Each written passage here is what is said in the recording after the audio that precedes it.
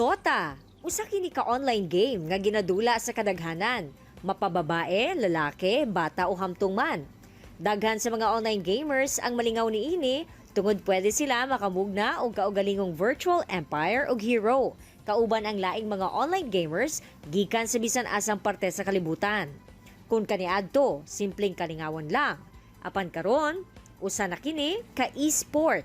Gani, nahilakip na kini sa Southeast Asian Games. Subay niini this morning atong makauban ang Dabawenyo nga usa ka Dota player nga miyembro sa Tenet.com Pro Team nga nagpartisipar atol sa Southeast Asian server. Ilado siya sa maong e-sport isip Young God. Atong ilailahon si Levi Lagaret. Good morning, Levi. Mayang buntag, ma'am. Among nasayran, Levi, nga graduate ka sa kursong Bachelor of Science in Custom Administration. Apan karon usa na ka professional Dota player. Pwede ba nimo or pwede ba mi masayod kung nganong kini ang imuhang gi-pursue? Playing Dota is like my dream. Kanang gusto gina ko siya like magdula as a professional. Like gusto ko mo dula sa TI, like sa major, like sa gawas. Like gusto na ko makita akong sarili mo compete sa lain lugar. Maong gi-pursue gina ko siya. Levi, kumusta sa ba ang suporta sa imong pamilya, sa imong career karon? Dati, ma'am, akong parents kay murag kung nag-eskwela pa ko, murag dili pa 50-50 pa ang support. Pero tong like ni-graduate na ko, nag-ask ko sa akong parents na gusto na ko mag-compete as a professional player. Ako to, akong mama ni like akong parents, like whole family nag-support sa ako. Levi, curious me, unsa ba ang inyuhang ginahimo aron mahanas sa pagdulag Dota?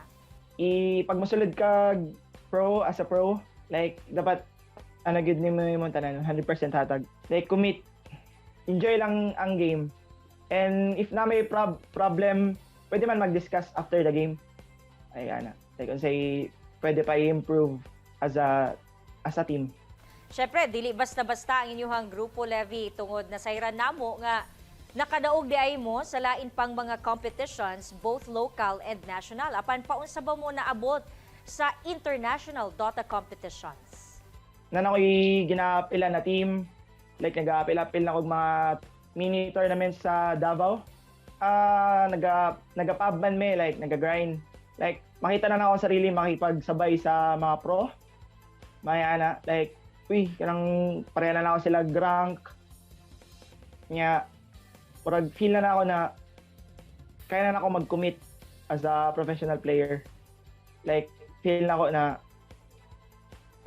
sa akong attitude pod na feel na ako, kaya na ako. Mo to, murag nakita na ako akong sarili na gusto na ako mag-compete sa gawas. Like, dito ata yun nagsugod na, murag gusto lagi ko modula like mga professional ng kalaban. Makita na ako sa sarili. Sa ang nag-scout sa ako sa TNC si Mushi. Siya ang coach sa Boom karon. Siya ang nag-scout sa ako para try out sa TNC. Levi, unsa sa ba ang kaayuhan nga nahatag sa e-sport kanimo? Like how to communicate to other people, how to be a better teammates, to be a better human also. Natunan po na ako na like kailangan mo undergo mga stress, like hard work. Alright. Mensahe mo, Levi, sa ato mga kapuso viewers? Wala man yun siguro dali lang na trabaho, di ba? Like, para sa ako, trabaho naman po good ning pag esports, like professional athlete. And like if musulod man mo, like ayaw lang ninyo isipan na like ano man, sweldo lang inyo kapas, like kwarta, enjoy the game and naman yung positive o negative na mga comments sa mga tao. Basta padali lang, like go lang, grind and like maabot lang ka sa kung sa'yo mong gusto. Like, pursue your dreams. Daghang salamat, Levi Padayon ug Amping Kanunay. Thank you, ma'am.